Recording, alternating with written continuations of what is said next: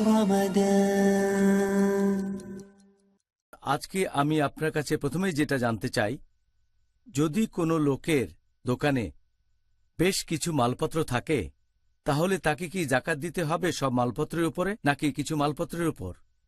আলহামদুলিল্লাহ ওয়াসসালাতু ওয়াসসালাম আলা রাসূলিল্লাহ ওয়া আলা আলিহি ওয়া সাহবিহি আজমাইন আম্মা বাদ আউযু বিল্লাহি মিনাশ শাইতানির রাজীম বিসমিল্লাহির রহমানির রহিম রব্বি ইশরাহ লি সাদরি ওয়া ইয়াসসির লি আমরি ওয়াহলুল উকদাতাম মিন লিসানি ইয়াফকাহু কাওলি।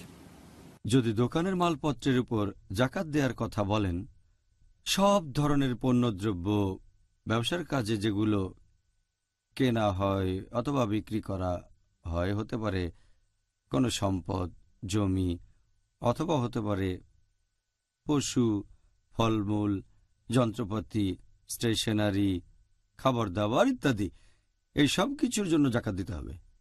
আর যেসব পণ্যদ্রব্য থাকে কোনো মুদি দোকানে, যে জিনিসগুলো কেনা বেচা করার জন্য, সে দ্রব্যের একটা তালিকা থাকবে, সবকিছু লেখা থাকবে।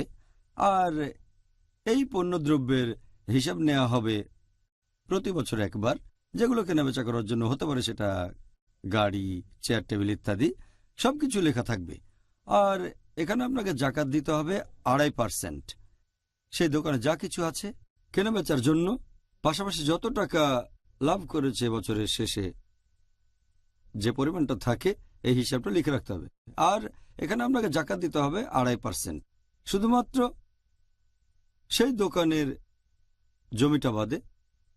আর ফার্নিচার, যাতায়াতের ব্যবস্থা করা গাড়ি, এই জিনিসগুলোর ক্ষেত্রে জাকাত দিতে হবে না।